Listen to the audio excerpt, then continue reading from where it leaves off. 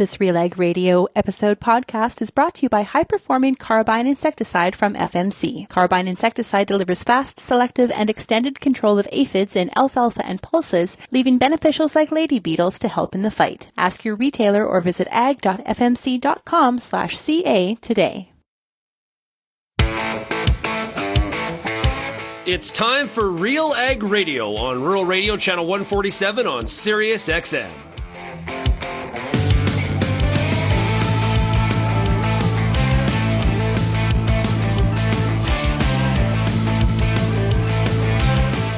RealAg Radio and RealAgriculture.com is your home for insight and analysis of the issues that are impacting your farm business. Let's get real and get connected with RealAg Radio.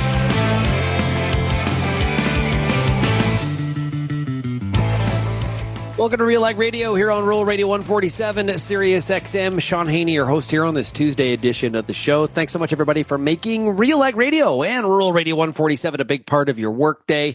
Also, of course, as always, a big shout out to everybody listening out there on the RealAg Radio podcast. Really do appreciate it, and it's great to have you here with us today.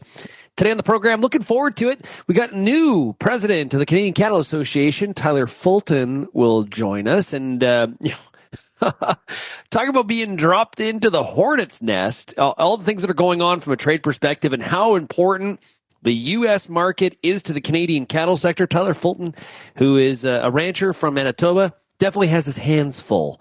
And I couldn't think of somebody better to be up for this kind of task at this time. So we'll get an update from Tyler. I know he was in Washington, D.C. last week, how'd the trip go, and all that kind of stuff. We'll also be joined today by Tammy Jones in a product spotlight with Corteva.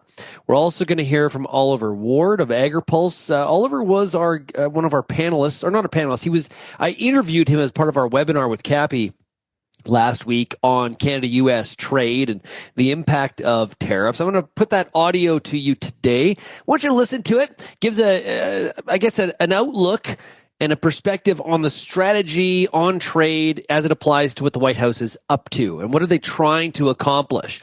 We got a Canadian audience, we got a U.S. audience listening to this show. I think it's important that we have a very clear understanding of what's at work here, what the possibilities are. What's not clear is what happens tomorrow with these reciprocal tariffs, and it just seems like a lot of people are in the dark. Nobody really knows. And a lot of times we joke about how, the person that really knows is the president, and maybe he doesn't even know. I don't know. This is a tight-lipped thing that is going on here.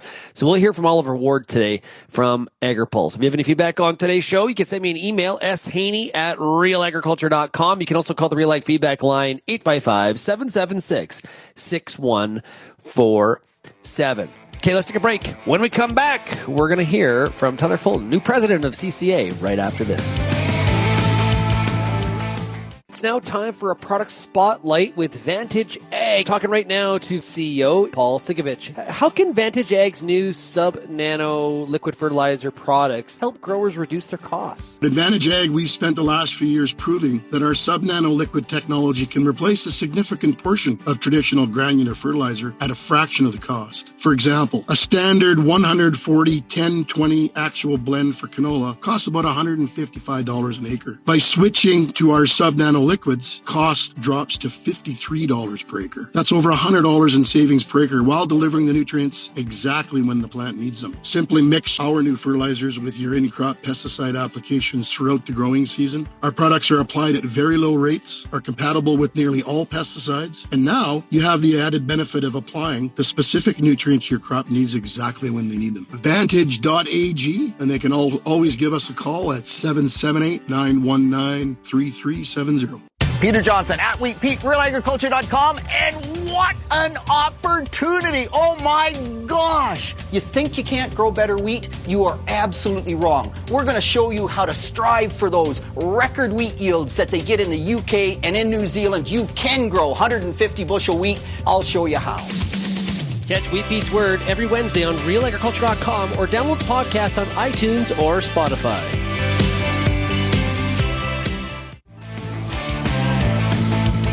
And welcome back to RealAg Radio here on Rural Radio 147, Sirius XM. Hey, delivering reliable agricultural lab testing for your crop, soil, feed, water, and seed. SGS is uniquely positioned, ready to elevate your business in Canada and the United States. Call them now at 1-800-952-5407. That's 1-800-952-5407.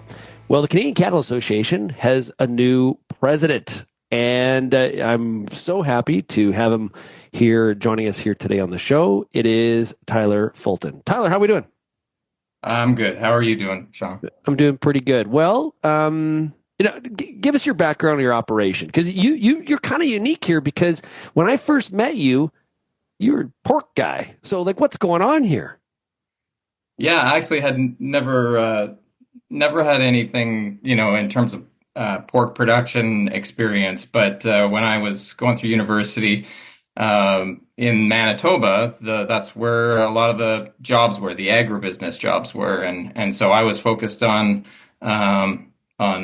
trading, on kind of getting into the trading aspect of ag right out of university, and so that's where the jobs were. So I've actually maintained that job in a part-time role for the last 25 years. But at the same time, obviously, growing our family's operation here in Birtle, Manitoba. So we run about 650 tell us cows. about your operation. Sorry, I didn't mean to interrupt. Go ahead. Yeah. So we run about 650 cows. Background, the calves typically will graze the yearling heifers. We also have a small cropping enterprise as well. We do a little bit of canola and wheat, but that's actually only an addition over the last 2 or 3 years or so. What was the original thrust that made you step up and put your name forward and get involved in CCA? Well, my dad encouraged me to do it. He had been a director, 40 years ago, and thought that I would really love it. But I feel like it was in my skill set as well. My off-farm job kind of informed me of broader markets and and risk management. And, and these are core issues that are key to the cattle industry right now. So I felt like I was well prepared. And then, once you kind of get in and you start making new friends and stuff, it just sucks you in. I love it. The people are really and meeting the people that I have is just awesome. Yeah, well, I look forward to I'm sure I will see you lots on the road during meeting and convention season. And you're well aware of the amount of time commitment that this role as president of the Canadian Cattle Association is. I think usually what we would do is we would say, hey, what are the 2, 3, 4 priorities for you in your time in this role?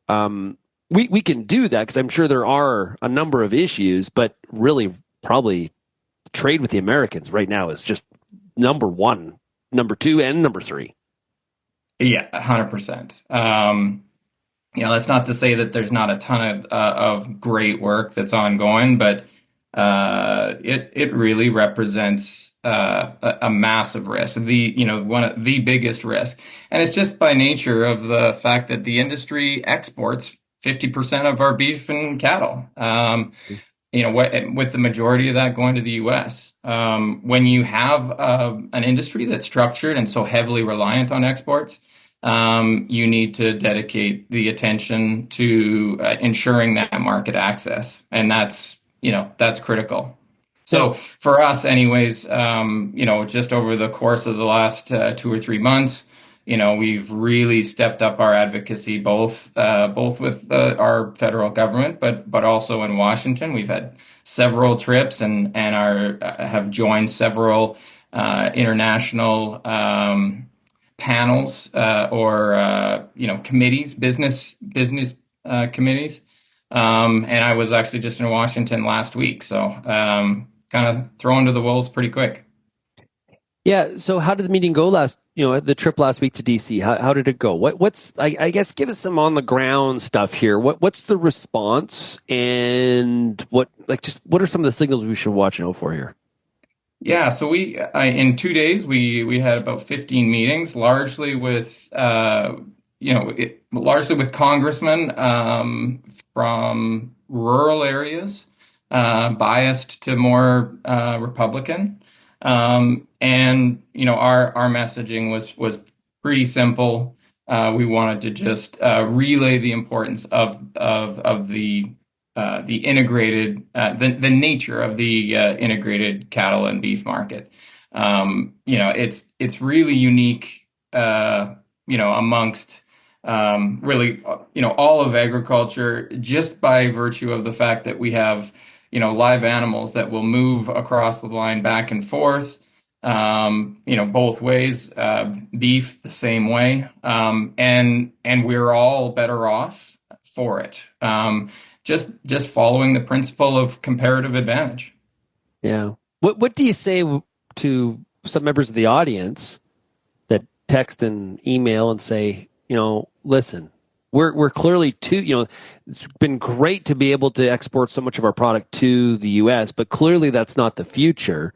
We're too integrated. It's a weakness. What do you say to that?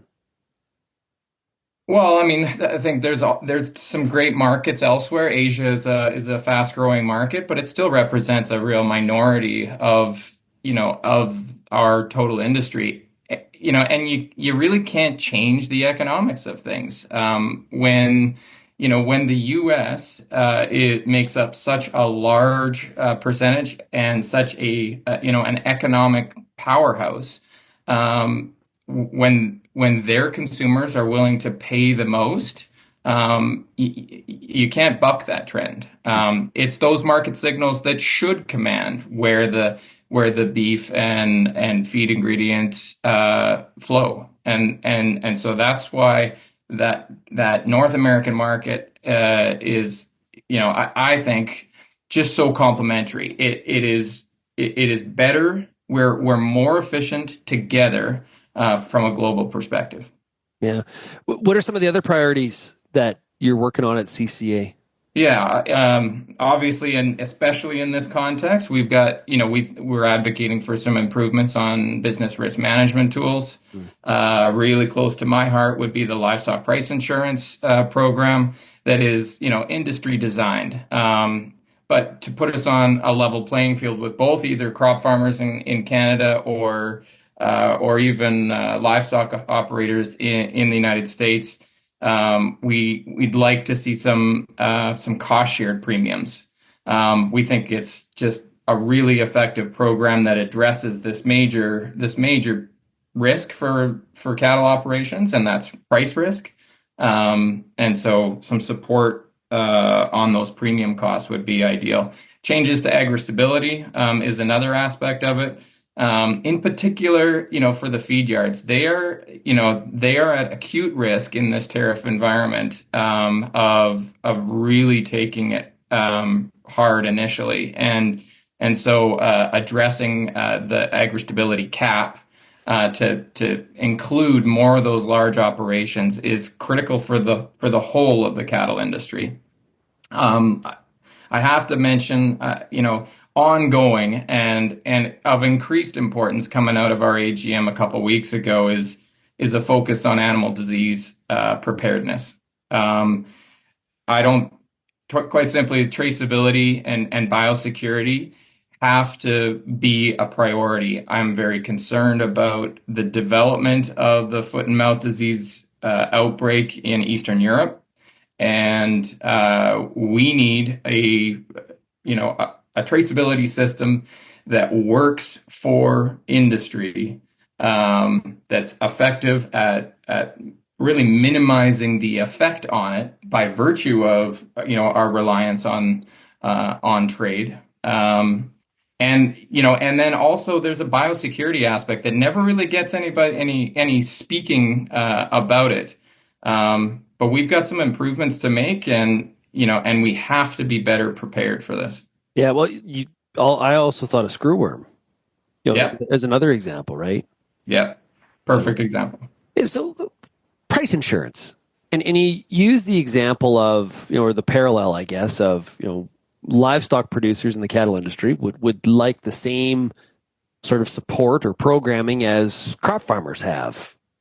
What is the hang up here? at one time it was like a trade. It was kind of, but that ship seems to have sailed and maybe I'm getting out ahead of myself, but that's an old argument. It doesn't exist anymore. I'm sorry, in today's trading world. What's the holdup? Well, yeah, there's some irony there, right? I mean, the dynamic right now is that we don't have a great deal of, a huge percentage of our price risk being covered by livestock price insurance because it's so expensive.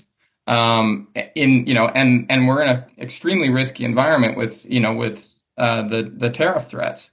But on the flip side, we can't get the support from the government, to lower those costs of managing risk because of that reference to trade risk that those contributions may expose us to.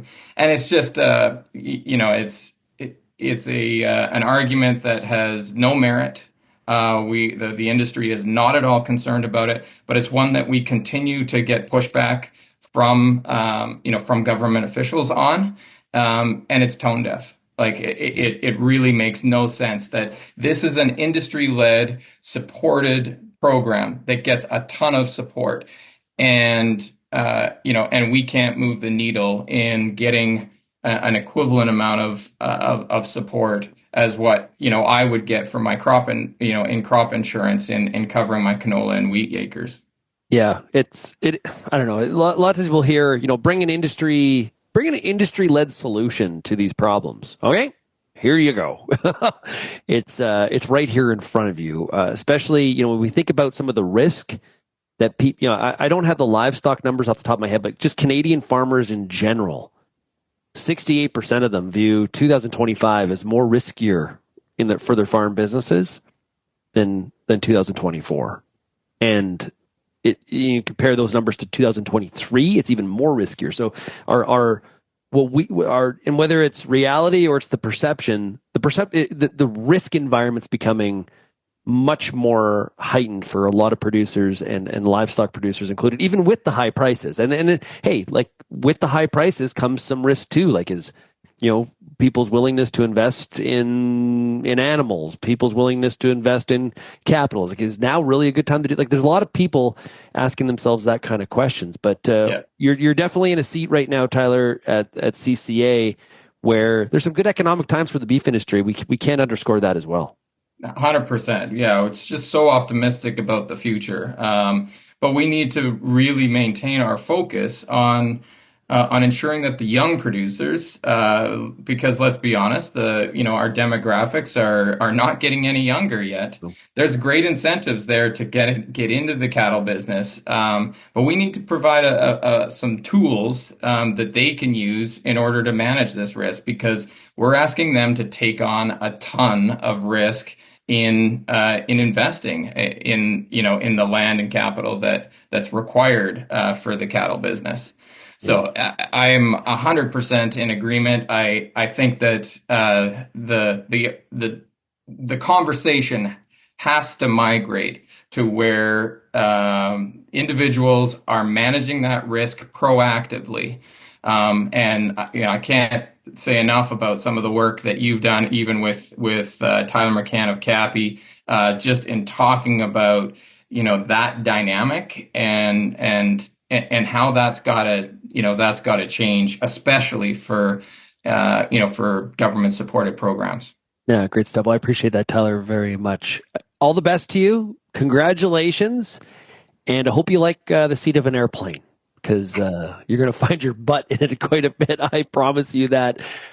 I've learned my suitcase does not get put away anymore for probably the next 2 years. So welcome to my world. Welcome to my world. We've been talking to Tyler Fulton. He's the new president of the Canadian Cattle Association. Tyler, thanks a lot, and good luck with 2025 planting, okay? Thank you.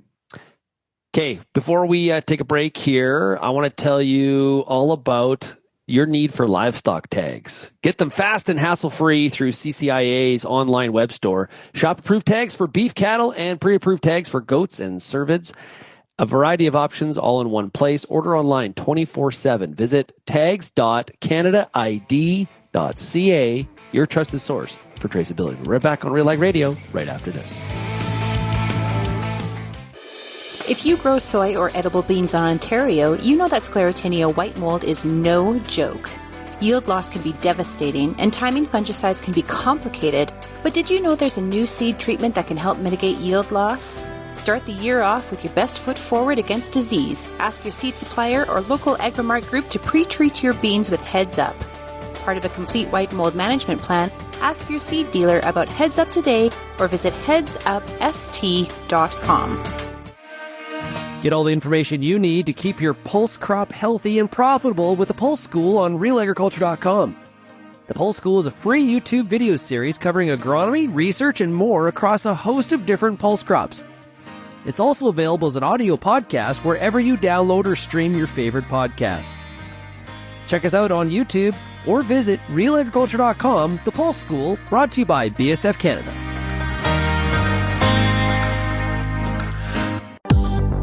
I'm Lindsay Smith from RealAgriculture.com. Join me Monday nights for The Agronomists, a 1-hour live and interactive show broadcast across YouTube, Facebook, and X. Monday nights at 8 p.m. Eastern, I host expert agronomists from all over the country to give you answers to some of the toughest agronomic questions. Join us live or catch the replay Tuesday morning. That's The Agronomists with me, Lindsay Smith, Monday nights live at 8 p.m. Eastern.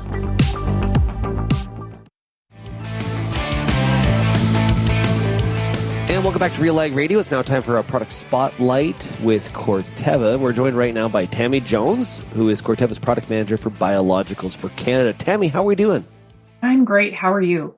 I'm doing pretty good. So from a biological perspective, if you look at the space, where can biologicals fit in an integrated crop management program on the farm?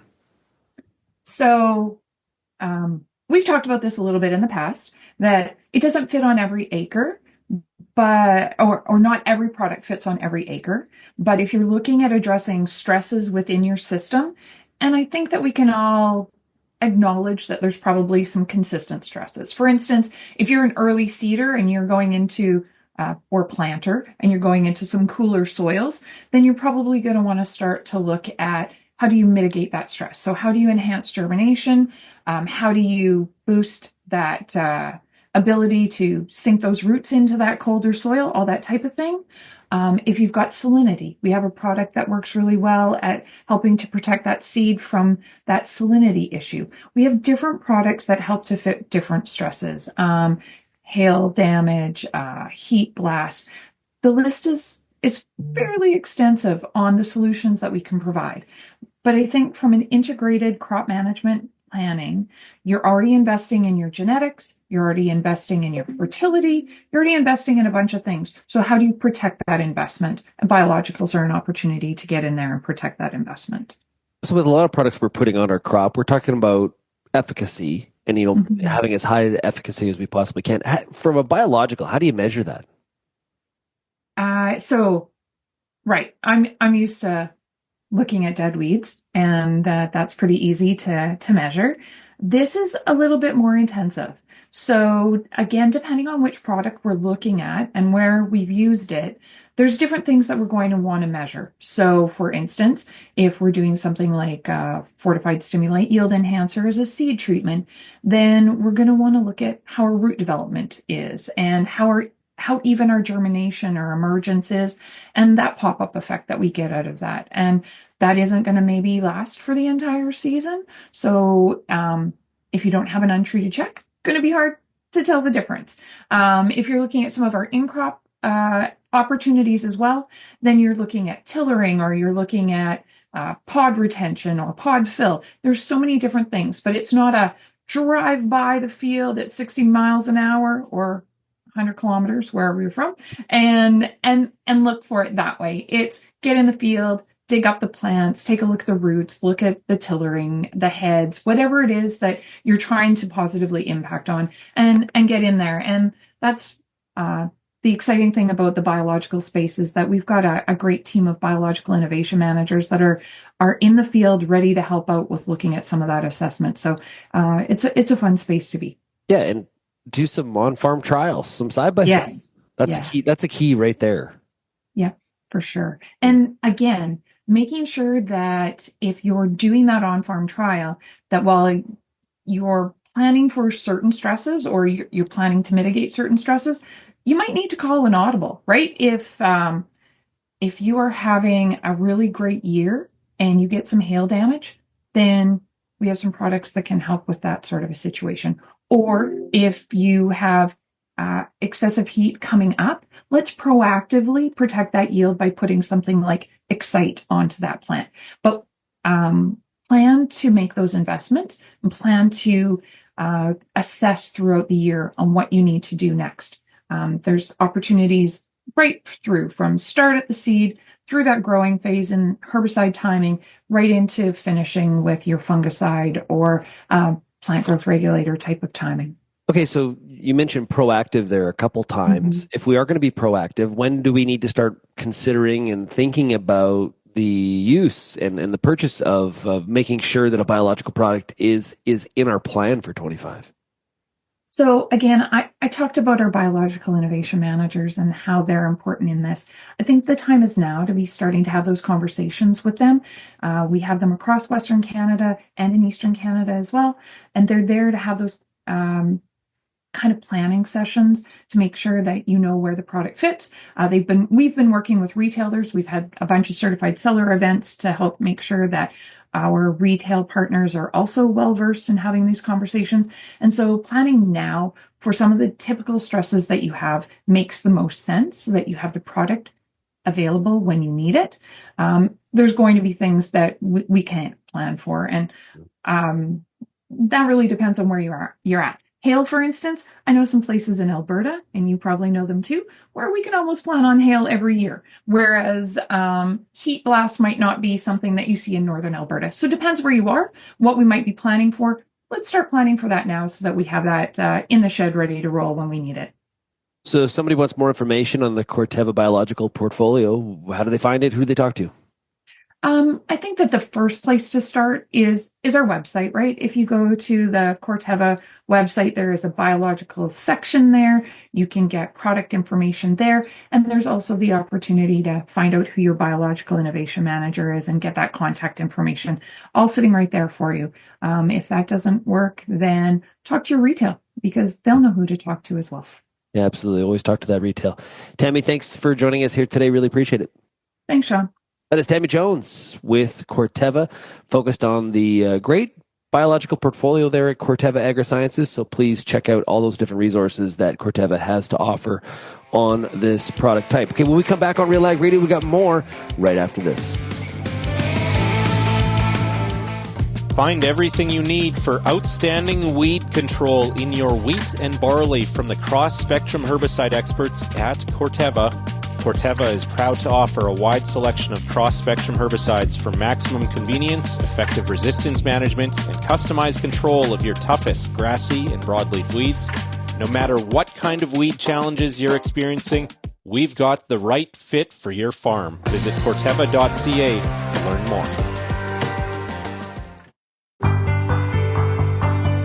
It's summertime, and you've got a lot of important decisions to make when it comes to your corn crop. Let the Corn School on RealAgriculture.com help guide you through those big decisions with input from leading experts in the field. If it's spray timing, disease identification, or any other field issue, the Corn School's got you covered. The Corn School on RealAgriculture.com, brought to you by BASF and Pride Seeds.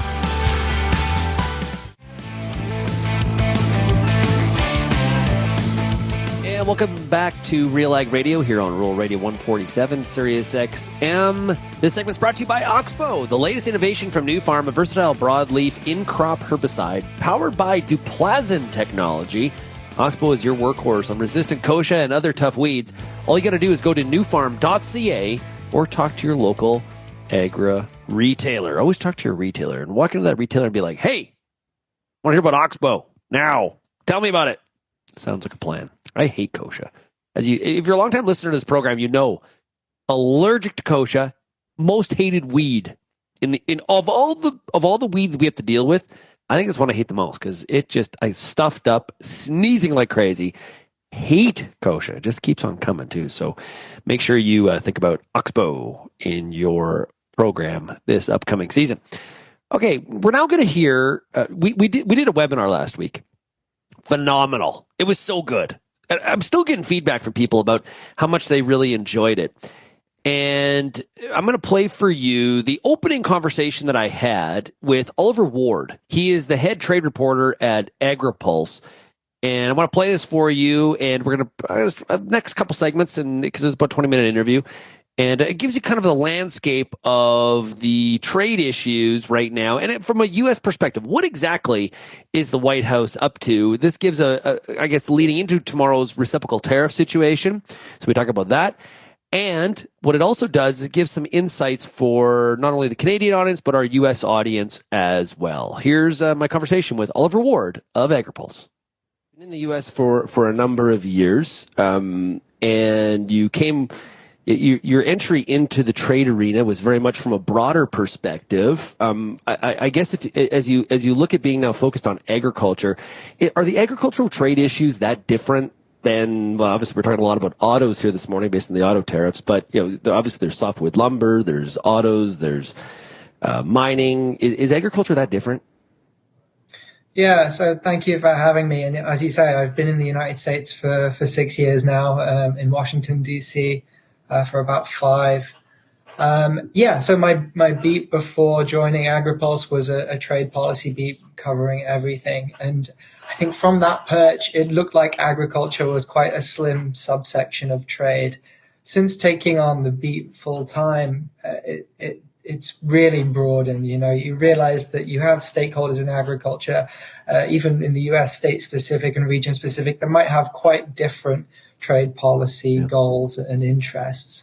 And so in some sense, it's the same as other industries where you have this myriad of stakeholders. But I think in agriculture, because it is so broad, and you have so many different commodities and so many different regions and so many different environments, it really is even broader, and there is more diversity of opinion and view.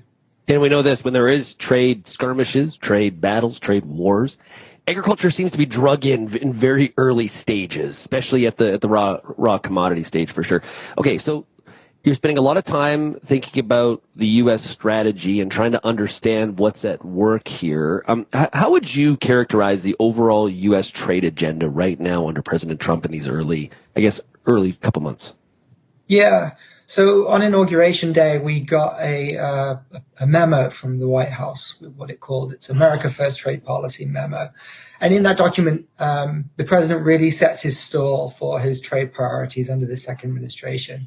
Right in the first paragraph, we see language that rails against what the president describes as destructive trade deficits. So there's this real appetite to address the U.S. trade balance. You can also see this in the president's rhetoric since, right? He said he wants to use trade policy to reshore domestic production, a whole raft of industries. He mentioned this in the press briefing yesterday, for example, when he announced those new tariffs on auto imports. So he really sees tariffs as a way to spur domestic production and bring that back to the U.S. Then there's also this notion of reciprocity that features very prominently in that document. I'm sure we'll come to the reciprocal tariffs that have been previewed for April 2nd, but this idea that we want to be treated in the same way that we treat you is clearly a key pillar of this administration's trade agenda. And I guess the third thing worth pulling out of this document is that there's a directive to the Office of the U.S. Trade Representative to identify countries with which the U.S. can negotiate new trade deals, either through a bilateral traditional deal or some sector-specific trade agreement that would open new markets in a specific industry. And this is particularly enticing for U.S. agriculture. We've had 4 years under the Biden administration where they didn't do comprehensive FTAs with broad market access. And if we want to find those new markets, obviously there's a myriad of trade barriers that need to be addressed for U.S. ag. Just one final point on it is that notice it doesn't mention those plurilateral or multilateral initiatives So it is safe to say that this administration is going to pursue a bilateral approach to trade, deal making with maybe individual partners at a time, as opposed to some of these broader frameworks. I think there are, for those of us that are trying to follow this on a daily basis, God help us, that we see differences between Trump 1.0 and Trump 2.0. I've talked a lot about the need to make sure you're reading the right textbook. And so Trump 1.0, the art of the deal, negotiating, trying to find a better deal for the United States. In Trump 2.0, it's a lot more about, it was in the poll, the restructuring. It's more, Robert Lighthizer book, No Trade is Free, is more of the textbook at work. Is that how you see it? Yeah, for sure. There are a number of differences between the first administration and the second administration. Not least for everyone watching it, as you mentioned, the pace is obviously breakneck for all of us. Yeah. In the first administration, it took a year and a half to impose new tariffs. They went through very specific investigations. They were adopted for very specific reasons as well, all of which are linked to trade. We saw tariffs on washing machines, on steel and aluminium. We have the metals tariffs linked to national security. We saw the 301 tariffs, which are imposed to counter specific unfair trade practices. And this time around, as you say, there's a broader realignment in the sense that we're thinking about trade differently. We're thinking about a broader countering of the trade balance. We're also thinking about reciprocity. But there's also a change in how the tariffs are actually being used as well. I mentioned those first administration tariffs. This time around, we're seeing them wielded to advance non-trade policy goals, right? So we had the tariffs on Canada and Mexico, for example, ostensibly to address migration or the flow of drugs. We also saw a very short-lived trade war, if we can call it that, with Colombia over the handling of deported migrants. And these are not trade policy issues, but tariffs clearly are still the preferred tool. One other thing that's worth mentioning is he's also raising the issue of tariffs as a revenue raiser much more frequently, right? He suggested that, again, yesterday, that they could be used to fund other economic policy goals as well, like extending his tax cuts. So there are some quite large differences there.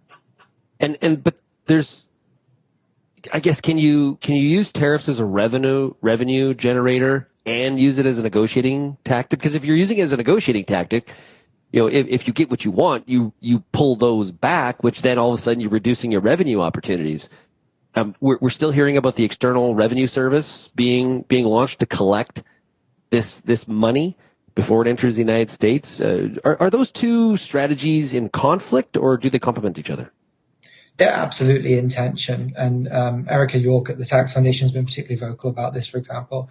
As you mentioned, if you want to collect revenue from tariffs, they have to be imposed. And so if you're negotiating either pulling those back or delaying them or narrowing them, obviously then that impacts the revenues as well. But I'd also like to add the third objective here as well, which might also be in tension, right, is Trump has mentioned reshoring manufacturing and using tariffs as a way to do that. Well, if you're reshoring manufacturing, then you're reducing imports. And if people aren't importing the stuff, then the tariff is not being paid.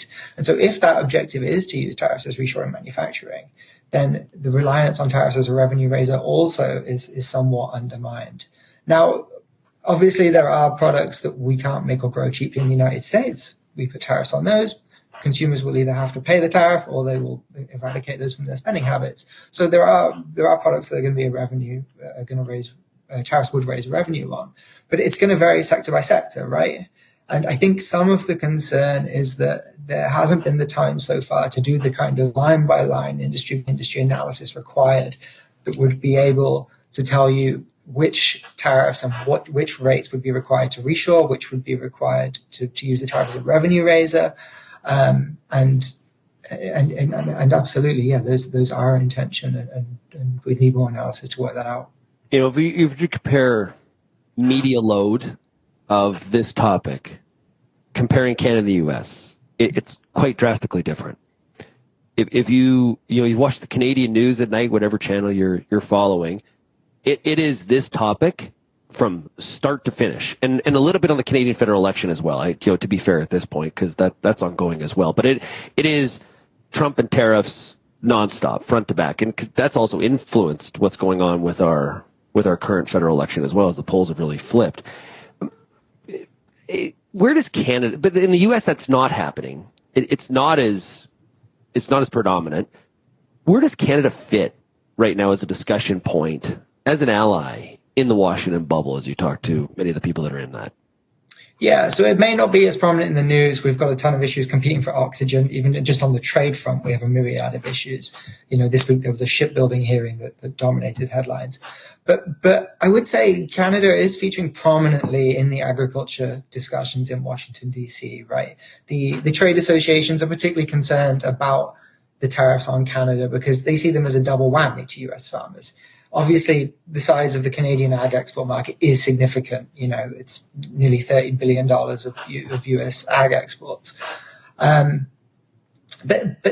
tariffs on Canada also affect the input side of things for farmers in a way that tariffs on people like China and other countries do not. We know that we've heard in the media a lot of discussion about the potash that the U.S. farmers rely on.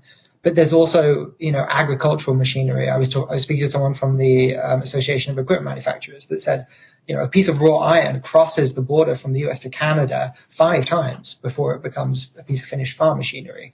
And then you've also got, livestock. The US ranchers import cattle for feeder herds.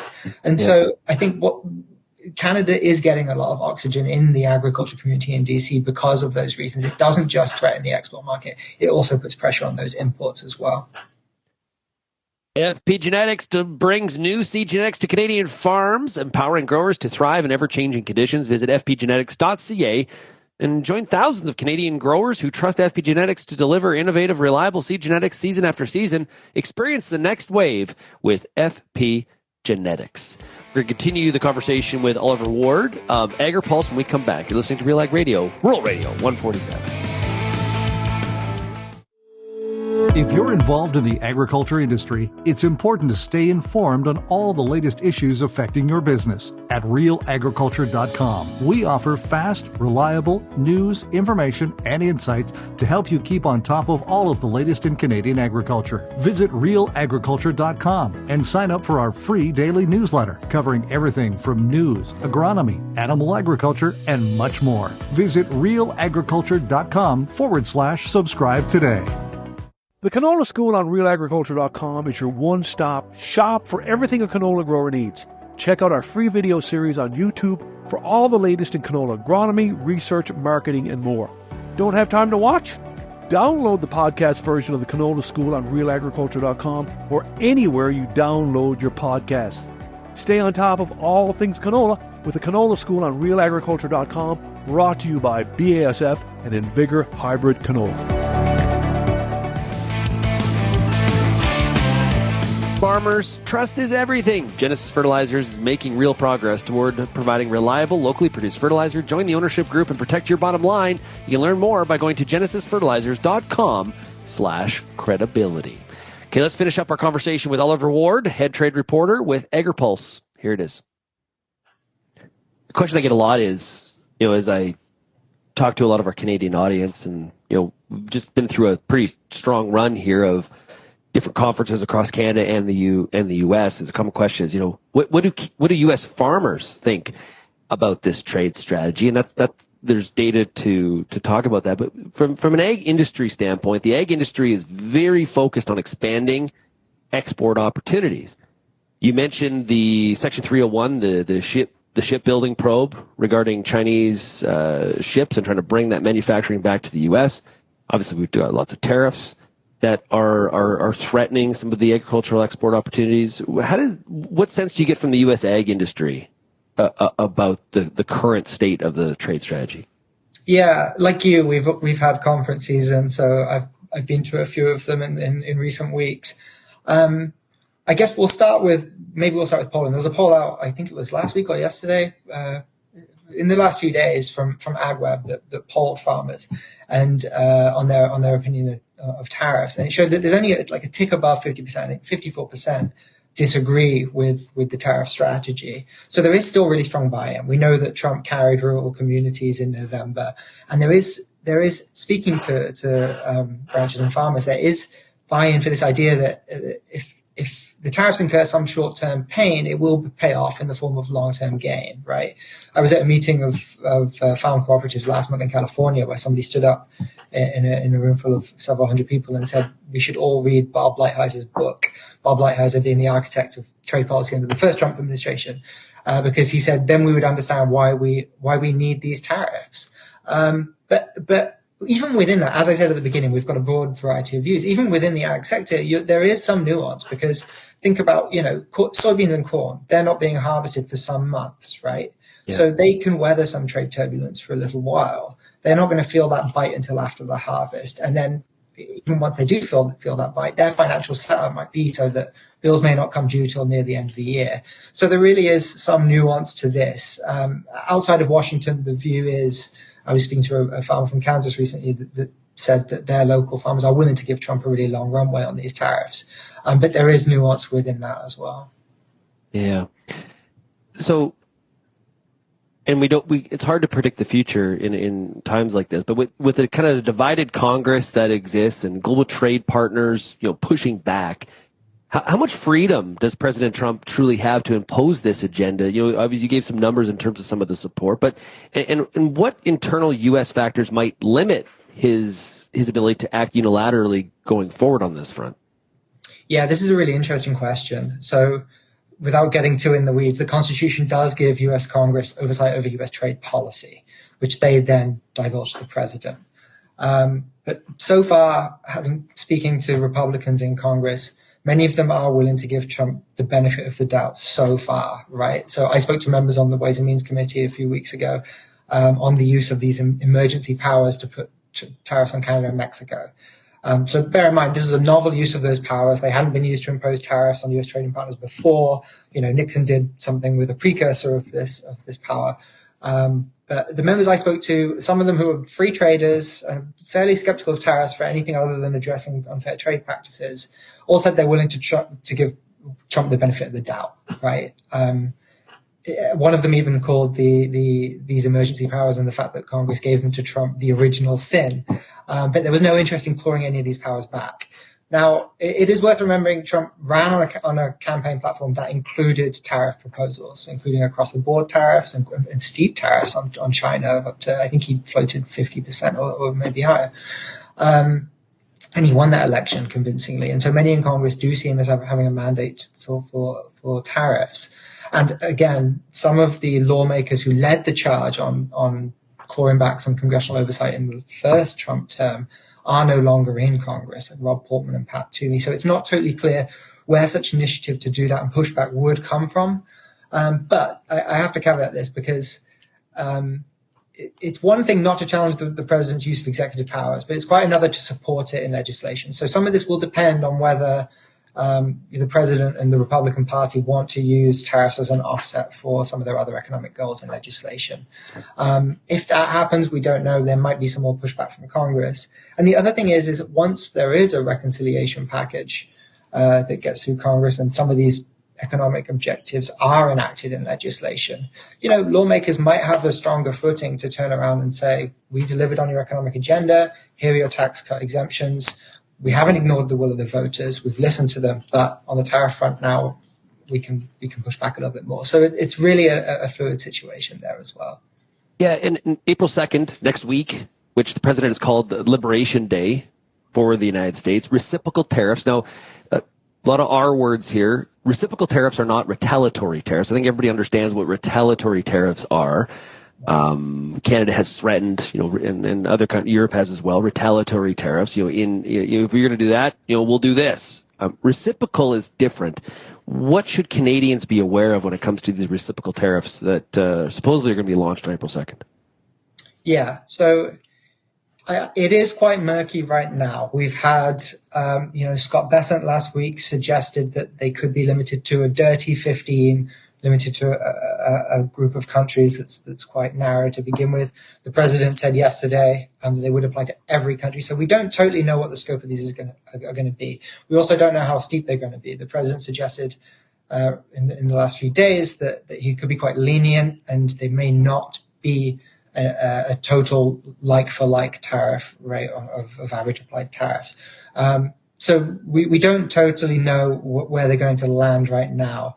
I mean, what we can say is that countries have obviously taken different approaches to how to get ahead of these, right? Canada, the European Union, China, they're all retaliated, have signaled that they will retaliate to tariffs that have already been put in place. Although Europe has softened slightly in recent days in delaying its retaliation. And other countries, the UK, Vietnam, India, we've seen some suggestion of concessions to Trump. There's been reporting the UK is considering cutting its own digital services tax applied to US tech firms. India took the first steps this week towards dropping their DST. And Vietnam, I believe, has also talked about tariff cuts. And so there is a divergence in countries trying to get ahead of these, even though we don't know what they're going to look like yet. And so I guess we'll see on April 2nd how successful those efforts have been. I texted with someone from the UK government last week when they were in Washington, who seemed very optimistic after those meetings that both countries were on the same page and hoping to do something that would avoid those reciprocal tariffs for the UK. And Mexico may also be one to watch on that because they are a major US trading partner, but Claudia Sheinbaum's government hasn't responded with the same vigor as say, Canada or the EU. So they may end up being a bellwether here. But I would say, bearing in mind heading into those April 2nd tariffs, is we might get a sense of what the right approach is or what the more successful approach is to deal with Trump when he makes some of these tariff threats. Yeah, you mentioned the AgWeb poll. Carolyn points out in the Q&A about the results, and I knew I had the results of this poll because I was the person that released the results fresh off the presses last week on AgriTalk when I was guest hosting. So here's the results. So the first question was, do you support President Donald Trump's use of tariffs as a negotiation strategy? 41% saying yes, 54% saying no, and just under 5% saying unsure. The next question was, do you believe the USDA will compensate farmers for losses if agriculture is affected by a trade war, similar to the compensation provided through the Market Facilitation Program? That's the MFP program it's often referred to. In Secretary Rollins' confirmation hearing, she talked about how she had talked to former Secretary Perdue about how he rolled out those MFP payments. 34% said only 34% said yes. That's an interesting piece because on AgriTalk last week we definitely chatted about the fact that that's less than we thought it would be. Only 34% of people saying yes, they will be backstop, because I think that backstop, Oliver, to wrap up here, that's what holds people to the I'm with him part, is those backfill payments. Yeah. Well, we also know that the Commodity Credit Corporation, which funded those payments last time, is depleted. It has a borrowing authority of up to 30 billion. It doesn't have anywhere close to that right now, so that could also be playing on people's minds as well. Yeah. We'd love your feedback on what we heard there from Oliver Ward of Agri-Pulse. Of course, that's from last week's webinar that Real Agriculture did with Cappy. You can find the entire webinar by going to RealAgriculture.com. And we had a great panel. Travis Taves, former president of the Canadian Cattle Association, Greg Dowd, current president and CEO of the National Milk Producers Federation, and Tyler Bjornson of Bjornson and Associates. So I encourage you to check that out. And Tyler McCann and I as well. Hey, I want to talk about Field Heroes, powered by the Western Grain Research Foundation. Whether you're a farmer, researcher, or educator, visit fieldheroes.ca to learn how beneficial insects can work for you. Okay, if you have any feedback on today's program, we'd love to hear from you. You can send me an email, shaney@realagriculture.com. You can also find Real Agriculture across the entire social media ecosystem. No matter what application you're talking about, we're probably on there, so check it out. You can also call the Real Ag Feedback line, 855-776-6147. Thanks, everybody, for getting real and getting connected with Real Ag Radio, and, of course, we will chat again tomorrow. Cheers, everybody. Thank you for downloading this Real Ag Radio episode, brought to you by hard-performing carbine insecticide from FMC. Carbine insecticide hits aphids hard with effective, selective, extended control. It also has activity on lygus and tarnished plant bugs. Ask your retailer or visit ag.fmc.com/CA today. And welcome to the bonus portion of Real Ag Radio. Hope you enjoyed today's show. And I do want your feedback on what you heard there from Oliver Ward from Agri-Pulse as well. Of course, we also did hear today from Tyler Fulton. And big fan of Tyler. I think he's the right person for the job. And I think CCA has really had a great run of people in the leadership position at that organization. That's a tough one because you're really dealing with a lot of trade. There's a lot of travel. It's a big commitment for any president of CCA indeed. And it's great to hear from Tyler and get his perspective today on the show. Something I guess I wanted to hit on a few things that I've been seeing and we didn't have time for here today in the show. And one of them is the interesting fact that most Canadians, careful now, brace yourself, Albertans listening to the show. Most Canadians back export taxes on oil and potash and fight against Trump tariffs. I probably should warn people from Saskatchewan in this as well.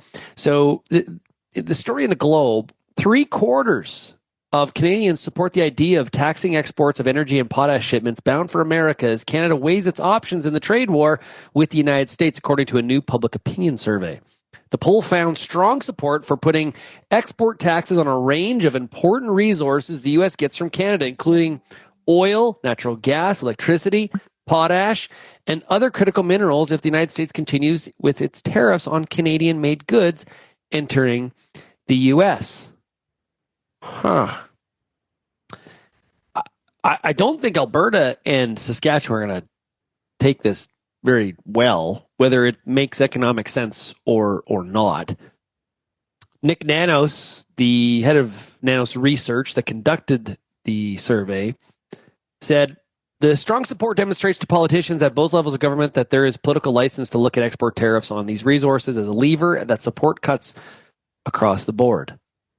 Now, the article does also clarify that export taxes are levies applied to shipments leaving a country and are collected by that country's government. They are intended to impose a cost on foreign customers. In the survey, the strongest support for export taxes on energy and electricity was found in Ontario, where 82% support the move.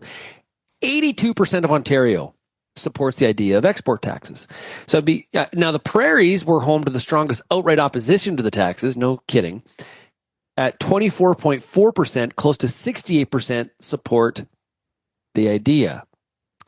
So still in the prairies, a reasonably high amount of people supporting the idea of export taxes. When asked about their support for export taxes on potash and other critical minerals, the provincial breakdown was similar, while at the national level, support for both energy and potash export taxes was nearly identical at 76 and 77%. Nick Nanos also said, when you get 3 out of 4 Canadians to agree on anything, that's as close to consensus as you can get. I'll count myself in the, again, I guess at 100,000 feet it makes sense. I think it creates a whole bunch, you may solve one problem with the Americans, to pull one of those points of leverage. And the fact that in the American Midwest, a big time support pocket for President Trump, very reliant on Canadian energy. So it would really affect the price of fuel at the pump, is my understanding of it. So you may accomplish that, and you may move the needle. And I don't know how long we would have to have export taxes on Canadian energy to execute what we were trying to accomplish and get the Americans to maybe change their view on what these reciprocal tariffs potentially could look like or not look like. But I do wonder if you do create a whole nother problem. And there's like a unattended, I don't know if we would even call it unattended, because we're aware of it before you're aware of it before you even put the export taxes in place. This is going to really light a spark, light the match on, again, the West being treated differently than the rest of Canada. It's super easy for 82% of Ontario to think that it's a great idea for export taxes on Canadian energy because that energy is coming out of Alberta. The potash is coming out of Saskatchewan. It doesn't, no skin off, anybody else's back but those people. So I do wonder, like I said on last Friday's show, and I do mean this. I actually don't, let's just assume that Mark Carney does win this election and he is the prime minister.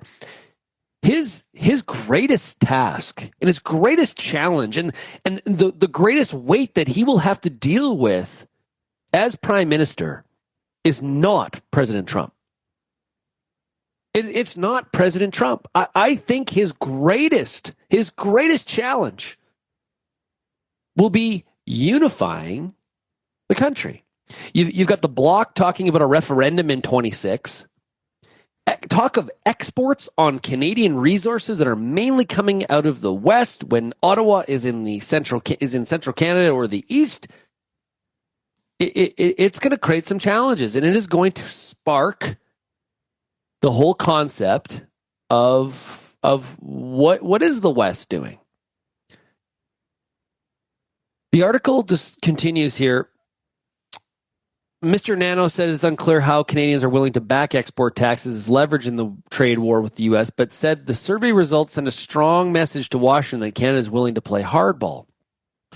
And maybe that's the greatest asset here, is that it's the threat thereof. It's a little bit of using Trump against himself. Maybe we support the idea of threatening export tariffs, but are we really actually willing to go through with it? I am curious on the length of runway required. Like how, and I said this already, but how long would we need these export tariffs to be in place to cause enough harm, to cause enough stir for it to trigger a response? Here's one of the actual facts. It's not like the U.S. can just go and find energy elsewhere. There's the infrastructure of the integrated supply chain, or as I like to call it, the complementary supply chain. No different than in livestock, and maybe even more so. It's a little bit harder to pivot and change. It would take years for the U.S. to move away from its demand for Canadian energy. And so here we go again in a needless, pointless trade war. Two countries that see eye to eye on most things. Again, looking for ways to punish the other. Looking for ways to, well, I'll show you. At the end of the day, who really loses? Well, it's the taxpayer. It's the consumers in the U.S. and in Canada. They're the ones that actually, this is who it costs. They're the ones that pay the bills for this increased friction and thickening of the 49th parallel. Interesting to see what Canada does here. I would love your thoughts on it. What do you think? Do you agree with 2/3 of Canadians that we should be putting, sorry, not 2/3, 3/4 of Canadians that support the idea of taxing exports of energy and potash shipments bound for America? What are your thoughts? We'd love to hear from you. The Nanas poll says one thing. What do you say, Real Agriculture audience? I want to hear from you, and continue to tell your neighbors, your friends, your enemies, whoever, about RealAg Radio and this podcast that you tune into every single day. We really do appreciate it. Remember, tomorrow is Liberation Day, as the president calls it, and we are going to see what those reciprocal tariffs do look like. You can send me your thoughts on the idea of export taxes by sending me an email, shaney@realagriculture.com. Thanks for tuning in today, everybody. We'll chat again tomorrow. Cheers.